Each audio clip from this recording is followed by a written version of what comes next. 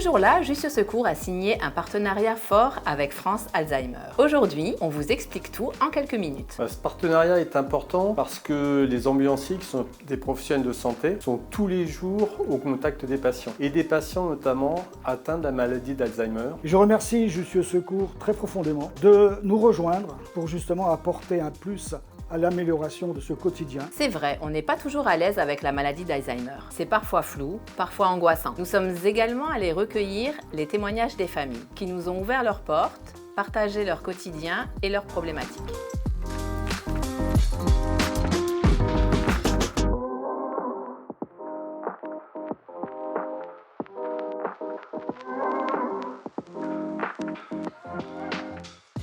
Moi, j'ai constaté déjà en 2015, mon mari avait un rendez-vous chez le dentiste à Rospordin. Il est allé parce qu'il était autonome et il est revenu, il n'a jamais trouvé le dentiste. Une autre fois, c'était là le 31 décembre 2017, veille de réveillon. On était tous les deux, on allait se mettre à table et tout d'un coup, il ne comprenait pas qu'on n'était que tous les deux, il croyait qu'on était au restaurant. Là, il est sorti, il est allé voir dehors, il a pris la route et tout.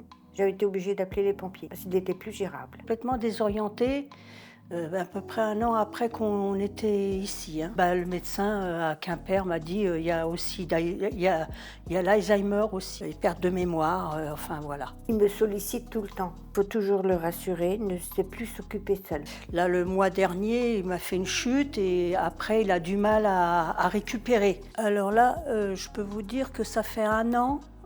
J'ai jamais eu de problème. Ils sont très très bien. Franchement, les ambulanciers que j'ai eus jusqu'ici. Moi, je suis sereine.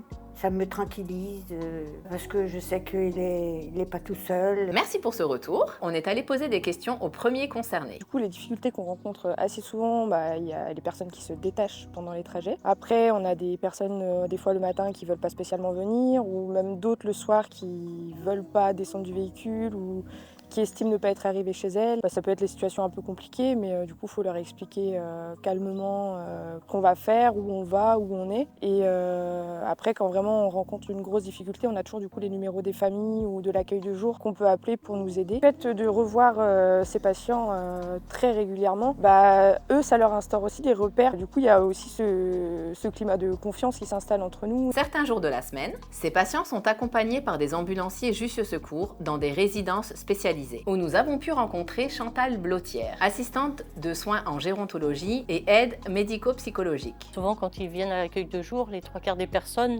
ne savent pas où ils vont en fait. Mais par contre, quand ils arrivent à l'accueil de jour, là, ça leur revient.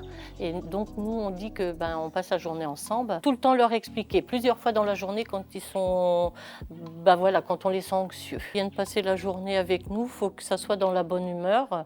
Et puis répondre à leurs angoisses. Alors avec les ambulanciers, on fait un planning à la semaine pour savoir les gens qu'il faut qu'ils aillent chercher au domicile. Si c'est écouter les besoins de la personne, ça va se ressentir aussi sur le déroulement de la journée. On est parfois démunis face à une personne atteinte de la maladie d'Alzheimer. Les comportements, les silences, les refus, comment réagir ? Comment bien faire? Pour y voir plus clair, on a demandé à une experte de nous accompagner. Bonjour Cynthia et bienvenue dans les locaux de France Alzheimer. Donc moi effectivement je suis Anne Bacouche, je suis psychologue clinicienne de formation et également chargée de projet au sein de l'association France Alzheimer et maladies apparentées. Et je collabore dans le cadre d'accompagnement et de développement de projets comme le cadre de ce projet avec Jussieu Secours. En discutant avec les ambulanciers, on s'est rendu compte que la maladie d'Alzheimer et les troubles neurodégénératifs, ce n'est pas toujours simple à appréhender. Du coup, on s'est dit que ce serait intéressant de venir vous voir. Est-ce que vous pourriez nous en dire un peu plus? Effectivement, ce qu'on peut repérer aussi dans la relation avec la personne, c'est qu'elle peut avoir des difficultés parfois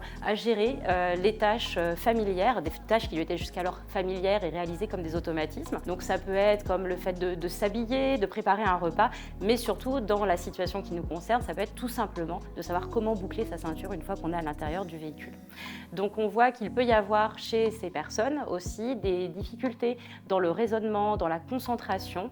Par exemple, elle aura du mal à vous suivre quand vous lui donnez 2 consignes, 2 informations en même temps. Typiquement, vous lui parlez, vous lui expliquez le motif de la course où vous allez aller, et puis en même temps, elle doit s'installer dans le véhicule, s'attacher avant de démarrer. Elle ne pourra pas faire les 2 en même temps, puisqu'elle aura une distractibilité plus importante, elle aura beaucoup plus de mal à fixer son attention. Donc au niveau du raisonnement et de la planification, ça peut être très compliqué pour certaines personnes. Et donc, du fait de ne pas comprendre forcément ce qui se joue, ce qui se passe pour elle à ce moment-là, ça peut amener aussi des modifications dans le caractère, c'est-à-dire que la personne ne va pas comprendre le bien fondé, il va y avoir un peu une altération du jugement, elle ne va pas comprendre la pertinence et le sens des interventions des ambulanciers, et donc elle peut devenir méfiante, suspicieuse et plus facilement à risque d'opposition, voire d'agitation, possiblement d'agressivité. Finalement, la maladie peut être présente sans forcément être nommée. À nous de prêter attention pour garantir le meilleur accompagnement possible. Effectivement, parce qu'il y a une forme d'incompréhension mutuelle. La personne, il faut vraiment prêter attention à toute sa posture, à son comportement, verbal, non verbal aussi.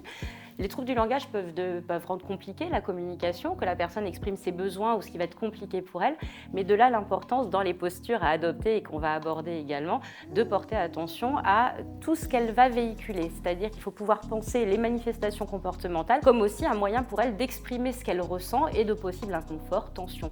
Et comme tout un chacun, quand on se sent pas à l'aise ou menacé ou inconfortable, on a tendance à se fermer, à se crisper et plus facilement être dans une position de refus ou d'opposition. Donc il y a une double incompréhension qui peut arriver et c'est d'autant plus important pour les professionnels d'être attentifs à ça, c'est-à-dire qu'il ne faut pas un seul signe pour penser le champ d'une maladie neuroévolutive, il faut être vraiment vigilant. Quand on repère plusieurs de ces signes, là il faut se dire il est fort probable qu'on soit dans une situation où la personne qu'on accompagne, elle présente des troubles et des troubles qui peuvent s'inscrire dans ce type de pathologie neuroévolutive telle que la maladie d'Alzheimer. Donc là, ça fait forcément se poser des questions, réfléchir à la façon dont on va se positionner aussi en tant que professionnel, la façon dont on va rentrer en relation avec la personne et ça fait réfléchir à ses postures, à son verbal, à son non-verbal. On se rend compte qu'il y a beaucoup de situations où l'ambulancier peut se sentir un peu démuni. Et quand on parvient à repérer un ou plusieurs signes qui peuvent laisser penser que le patient est atteint de la maladie d'Alzheimer, comment faut-il réagir? Alors tout d'abord, il faut pouvoir se représenter autant de fois que nécessaire. Il faut pouvoir aussi maintenir la relation par le contact visuel constant avec la personne, puisque en premier lieu, quand on rentre en relation avec quelqu'un, c'est avant tout par le regard et par un regard qui va se mettre à la hauteur de la personne. C'est aussi une façon de capter son attention, de rester en lien avec elle.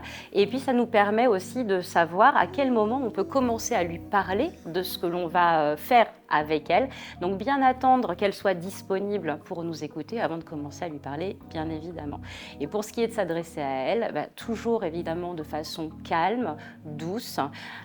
Des phrases simples, plutôt courtes, un seul message à la fois, et puis aller au fur et à mesure en portant attention, comme on le disait tout à l'heure, à l'attitude, à la posture de la personne, puisque c'est ça qui va nous témoigner son degré de compréhension aussi, et s'assurer d'aller au rythme de ce qu'elle peut comprendre, de ce qu'on lui explique. Remobiliser la personne, de réattirer son attention, de la solliciter et de rentrer en lien à nouveau avec elle, de l'associer autour d'une tâche, d'une sollicitation pour pouvoir recaptiver son attention et puis pouvoir rediscuter avec elle de pourquoi elle doit rentrer dans l'ambulance, où est-ce qu'on l'accompagne, quel sens ça a pour elle, pour qu'elle puisse être justement compliante, volontaire et que les choses se fassent le plus simplement possible. Ça prend pas forcément beaucoup de temps, c'est surtout une question de posture, de comment on est disponible à l'autre et comment on peut s'adapter aussi aux besoins qu'il peut avoir. Prendre ce temps, c'est pouvoir en gagner par la suite. Très bien, merci. Est-ce que vous voyez d'autres éléments clés à partager? Donc ce qui est essentiel aussi, c'est d'être vraiment vigilant et attentif aux propos qui peuvent être tenus sur la personne en sa présence, parce que même si la maladie évolue, la personne, elle demeure sensible à tout ce qui l'entoure, au climat affectif, au ton, à la posture. Et si on se trouve en difficulté, avec l'impression de ne pas réussir à entrer en contact, que faire? Donc quand on échange avec la personne, quand on veut l'amener à nous accompagner, ce qui est essentiel, c'est de ne pas la contredire, de ne pas la brusquer bien évidemment, et de ne pas la contredire, de pouvoir accepter tout sujet de conversation, quel que soit ce qu'elle nous amène, même si ça paraît peu en lien avec la réalité commune ou que ça peut nous donner l'impression que ça n'a pas forcément de sens. En attendant, pour elle, cela en a, puisque c'est ce qu'elle témoigne. Donc accepter de la suivre dans ses préoccupations, dans ses ressentis du moment, c'est aussi le meilleur moyen d'être en relation avec elle et de rester en relation avec elle tout le temps que l'on a à passer avec elle. La questionner sur qu'est-ce qu'elle a à faire, justement, pourquoi c'est aussi important pour elle de retourner chez elle, qu'est-ce qui fait fait qu'elle pense à ce moment-là. Et puis c'est une façon de passer le temps ensemble, de se soucier de ce qui la préoccupe ou de ce qui pose question pour elle. Et donc on va partager ce temps-là avec elle. Elle se sentira entendue, reconnue aussi. Et je pense que c'est la meilleure façon d'apaiser les personnes dans ce moment-là partagé. Dans certaines situations, ça peut paraître difficile d'accompagner le patient parce que ses propos ne sont pas toujours cohérents. Quels sont vos conseils pour garder son calme et préserver cette relation de confiance ?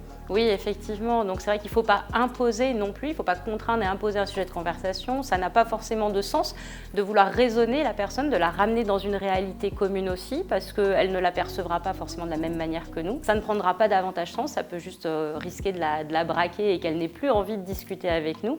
Donc ramener de la réalité à la personne, ça n'est pas forcément la meilleure chose puisqu'elle n'aura plus forcément les capacités cognitives pour le comprendre, pour l'entendre et pour s'y ajuster. C'est ça aussi l'évolution de la maladie, c'est cette plus grande difficulté à s'adapter à l'environnement ou à la réalité et donc ça implique que les professionnels, eux, soient davantage dans cette posture d'ajustement et d'adaptation pour maintenir la relation et la communication. Et si la personne ne peut répondre à vos questions ou à ce que vous lui demandez, ne la laissez pas seule pour autant, mais alors expliquez-lui que vous allez peut-être vous tourner un petit peu plus vers son proche pour justement essayer de comprendre au mieux ce dont elle peut avoir besoin et ce qu'elle pourrait avoir du mal à vous exprimer ou à vous témoigner, et ce dans le but de pouvoir lui proposer le meilleur accompagnement possible. Voilà pourquoi la présence du proche aidant à ses côtés est vraiment essentielle. Concernant les aidants et le repérage des signes, lorsqu'un ambulancier arrive au domicile d'un patient qu'il ne connaît pas forcément et sans toujours avoir accès au bilan médical, que recommandez-vous? Alors toujours s'adresser à la personne